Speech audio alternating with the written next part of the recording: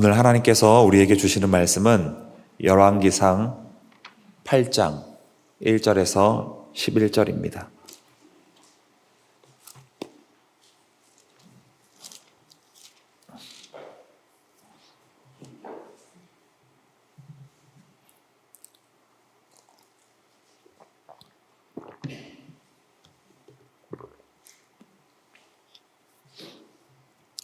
구약 524페이지 열왕기상 8장 1절에서 11절, 제가 한 절, 우리 성도님들이 한 절 교독으로 보시겠습니다.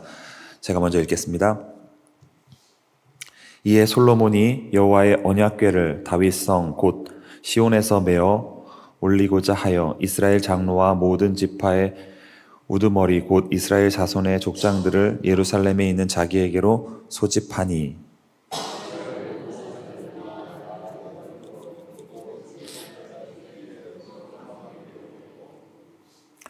이스라엘 장로들이 다 이름에 제사장들이 궤를 매니라.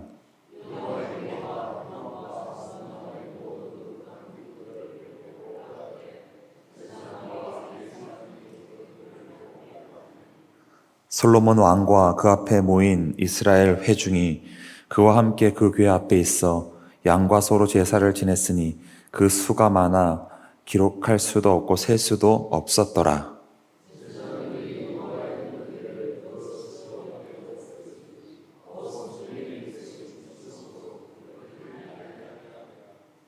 그룹들이 그 궤 처소 위에서 날개를 펴서 궤와 그 최를 덮었는데,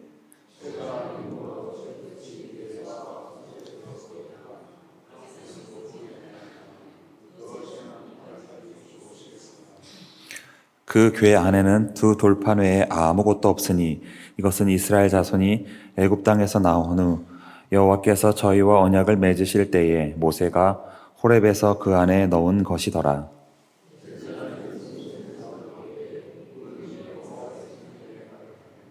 11절 다 같이 읽겠습니다. 제사장이 그 구름으로 말미암아 능히 서서 섬기지 못하였으니 이는 여호와의 영광이 여호와의 성전에 가득함이었더라. 아멘. 오늘도 하나님께서 말씀을 통해 저와 여러분에게 은혜 부어주실 줄로 믿습니다. 여러분, 언약궤가 무엇을 상징합니까? 다들 알고 계시겠지만 언약궤는 하나님의 임재를 상징하는 것입니다. 그러면 그 언약궤 안에는 무엇이 들어있었습니까? 오늘 본문 말씀을 통해서 확인해 보겠습니다. 오늘 본문 9절입니다. 그 궤 안에는 두 돌판 외에 아무것도 없으니 이것은 이스라엘 자손이 애굽 땅에서 나온 후 여호와께서 저희와 언약을 맺으실 때에 모세가 호렙에서 그 안에 넣은 것이더라. 언약궤 안에 무엇이 들어있었다고 말씀하고 있습니까? 두 개의 돌판이 들어있었다고 말씀하고 있습니다. 그러면 그 두 개의 돌판은 무엇이겠습니까? 모세가 시내산에서 하나님으로부터 받은 율법을 기록한 두 개의 돌판이었습니다. 자, 그렇다면 하나님의 임재를 상징하는 언약궤 안에 하나님의 율법을 기록한 두 개의 돌판, 즉 하나님의 말씀이 들어 있었다는 것이 우리에게 주는 메시지는 무엇이겠습니까? 하나님의 말씀을 가까이 할 때에 하나님의 임재를 경험하게 된다는 것입니다. 여러분, 하나님의 임재를 경험하기를 원하십니까? 하나님과 동행하기를 원하십니까? 하나님과 함께 하기를 원하십니까? 하나님을 만나고 경험하기를 원하십니까? 하나님의 말씀을 가까이 하시기를 바랍니다. 그렇다면 여러분, 하나님의 말씀을 가까이 하기 위해서는 어떻게 해야 할까요? 두 가지입니다. 첫째로 하나님의 말씀인 성경을 읽고 묵상하고 암송하며 연구해야 합니다. 하나님께서 여호수아에게 이렇게 말씀하셨어요. 여호수아 1장 8절과 9절입니다. 이 율법책을 내 입에서 떠나지 말게 하며 주야로 그것을 묵상하여 그 안에 기록된 대로 다 지켜 행하라. 그리하면 내 길이 평탄하게 될 것이며 내가 형통하리라. 내가 내게 명령한 것이 아니냐? 강하고 담대하라. 두려워하지 말며 놀라지 말라. 내가 어디로 가든지 내 하나님 여호와가 너와 함께 하느니라 하시니라. 하나님께서 여호수아에게 이런 약속을 하셨어요.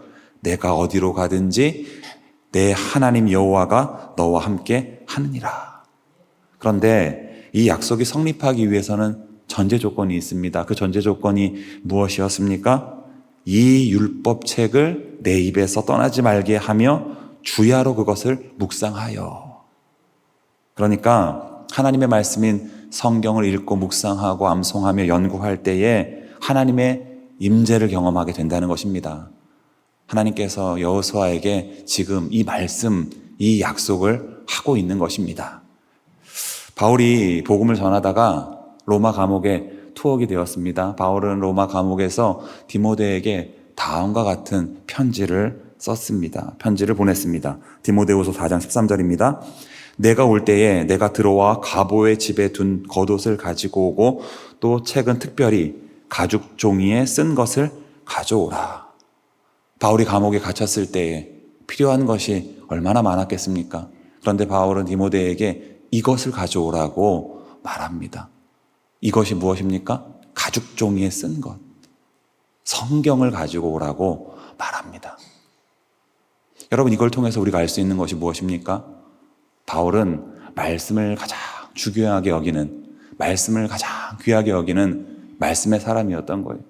바울이 말씀의 사람이었기 때문에 바울이 늘 하나님의 임재를 경험할 수가 있었던 것입니다. 뉴욕 필하모닉 오케스트라 음악 감독을 역임했던 레너드 번스타인은 이런 말을 한 적이 있습니다. 하루를 연습하지 않으면 내가 알고, 이틀을 연습하지 않으면 아내가 알고, 사흘을 연습하지 않으면 청중이 안다. 같은 맥락에서 하루 말씀을 읽지 않으면 내가 알고, 이틀 말씀을 읽지 않으면 아내가 알고, 남편이 알고, 사흘 말씀을 읽지 않으면 어떻게 될까요? 하나님의 임재가 사라지게 되고 우리에게서 인간의 냄새, 육신적인 냄새가 진동을 하게 되는 것입니다. 사랑하는 성도 여러분, 이후로는 하나님의 말씀인 성경을 읽고 묵상하고 암송하며 연구할 수 있기를 바랍니다. 그래서 말씀을 통하여 늘 하나님의 임재를 경험할 수 있기를 바랍니다. 그럴 때 우리를 통해서 우리가 가는 곳마다 하나님의 아름다운 역사가 펼쳐지게 될 것입니다. 그런가 하면 하나님의 말씀을 가까이 하기 위해서는 둘째로 설교를 사모해야 합니다. 여러분, 설교가 무엇입니까? 하나님의 말씀을 선포하는 행위, 그것이 바로 설교입니다. 그러므로 설교를 사모할 때에 하나님의 말씀을 가까이 할 수가 있는 것입니다. 성도가 주일을 성수해야 하는 이유가 바로 여기에 있는 거예요. 성도가 공예배에 빠지지 말고 참여해야 하는 이유가 바로 여기에 있는 것입니다. 성도가 예배를 생명처럼 여겨야 하는 이유가 바로 여기에 있는 것입니다. 왜냐하면 예배를 드릴 때 설교를 들을 수 있고 그 설교를 통해서 하나님의 말씀을 가까이 할 수가 있기 때문입니다. 성도님들의 취미는 무엇입니까? 등산입니까? 골프입니까? 축구입니까? 농구입니까? 탁구입니까? 영화를 보는 것입니까? 드라마를 보는 것입니까?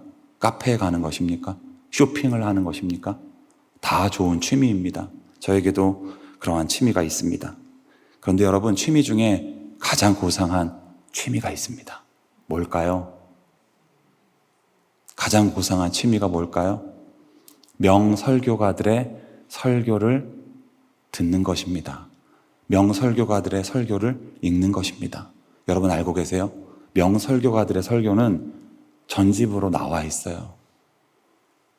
서점에 가보면 전집으로 다 나와 있습니다. 그것을 구입해서 한번 읽어보십시오. 그리고 명설교가들의 설교는 유튜브에 다 올라와 있습니다. 찾아서 들어보십시오. 그 설교를 읽고 듣고 성경을 보십시오. 성서의 세계가 열리는 것을 경험하게 될 것입니다.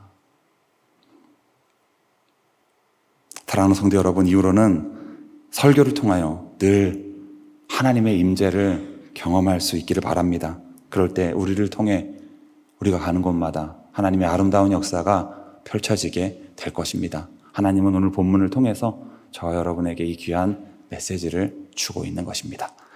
기도하시겠습니다. 하나님 아버지, 오늘도 새벽 예배를 통하여 귀한 말씀을 허락해 주시니 참으로 감사를 드립니다. 오늘 주신 말씀대로 저희들 입으로는 성경을 읽고 묵상하고 암송하며 연구하게 하시고 설교를 사모하게 하셔서 저희들 하나님의 임재를 늘 경험하게 하여 주옵소서. 그리하여 우리를 통하여 우리가 가는 곳마다 하나님의 아름다운 역사가 펼쳐지게 하여 주옵소서.